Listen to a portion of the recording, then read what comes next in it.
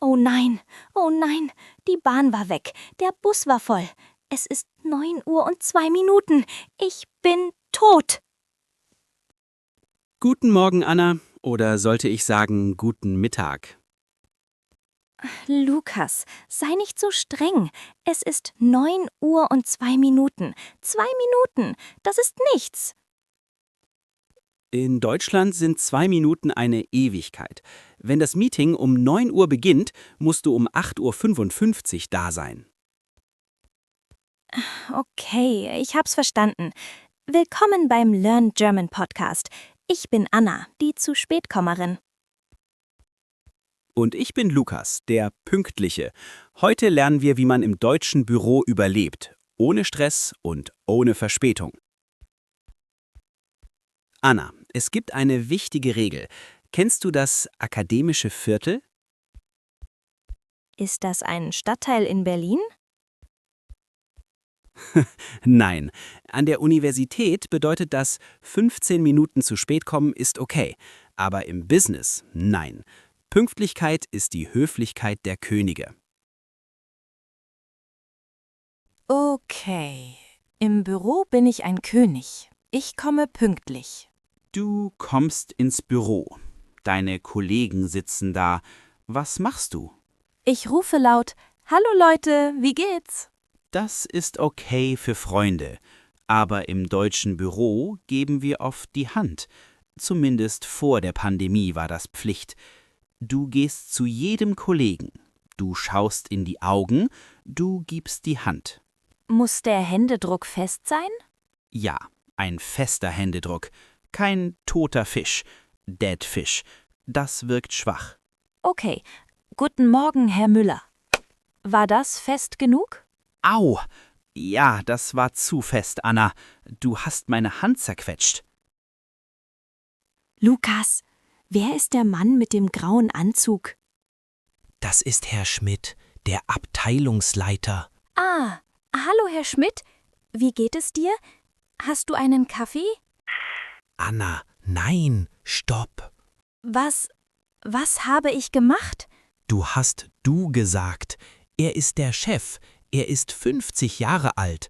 Du musst Sie sagen. Wie geht es Ihnen? Oh Gott, habe ich ihn beleidigt? Er weiß, dass du lernst, aber merk dir die Regel. Im Büro sind wir immer per Sie, bis der Chef das Du anbietet. Vielleicht die Frau oder der Ältere? Im Business gilt die Hierarchie. Der Ranghöhere bietet es an. Der Chef sagt zu dir: Hallo Anna, wir arbeiten jetzt lange zusammen. Ich bin der Thomas. Und dann darf ich du sagen? Ja, ab diesem Moment seid ihr per Du, aber niemals vorher.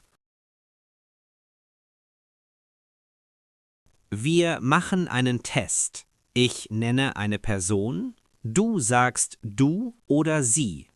Liebe Zuhörer, macht mit. Ich bin bereit. Ein neuer Kunde kommt rein. Sie, guten Tag, wie kann ich Ihnen helfen? Der Praktikant, er ist 20 Jahre alt. Meistens du, aber warte, bis er es sagt. Die Kollegin, mit der du jeden Tag Mittag isst. Du, das ist informell. So, willkommen zum Meeting. Hier ist die Tagesordnung. Punkt 1, das Budget. Warte, Lukas, wie war dein Wochenende? Hat deine Katze wieder Husten? Und das Wetter ist so schön. Anna, stopp, wir sind im Meeting. Kein Smalltalk jetzt. Kommen wir zur Sache. Aber ich will höflich sein. In Deutschland trennen wir Arbeit und Privatleben. Im Meeting wollen wir effizient sein. Wir reden über Fakten, Zahlen, Daten. Über Katzen reden wir in der Pause. Okay, hier ist meine Idee für das neue Projekt. Ich denke, wir könnten vielleicht bunte Farben benutzen. Das ist keine gute Idee. Das kostet zu viel. Das machen wir nicht. Aua, Lukas, das war gemein. Du hast meine Idee getötet. Nein, das war nicht gemein, das war direkt. Deutsche kritisieren die Sache, nicht die Person. Ich mag dich, Anna, aber die Idee ist teuer. Okay, ich muss mir eine dicke Haut wachsen lassen.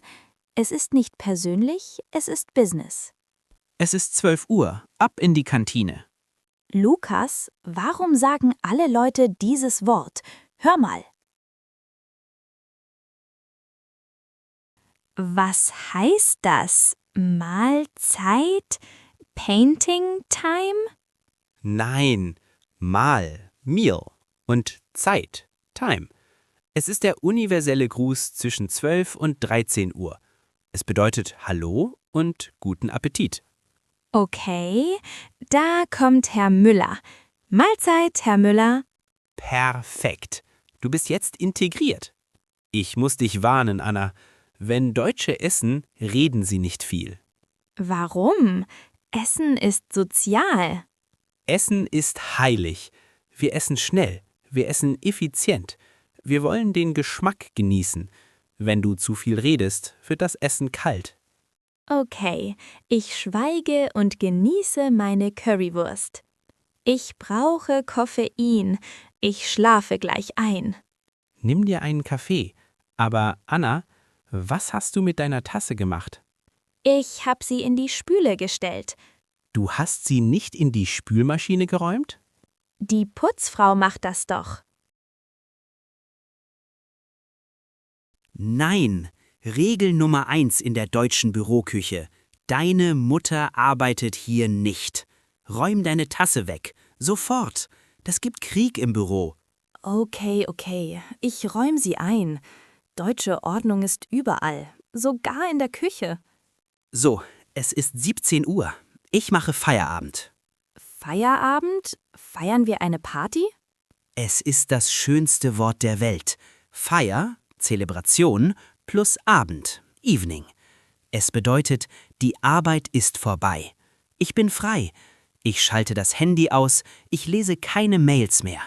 In meinem Land arbeiten wir oft bis 20 Uhr und wir checken Mails im Bett. Das ist ungesund.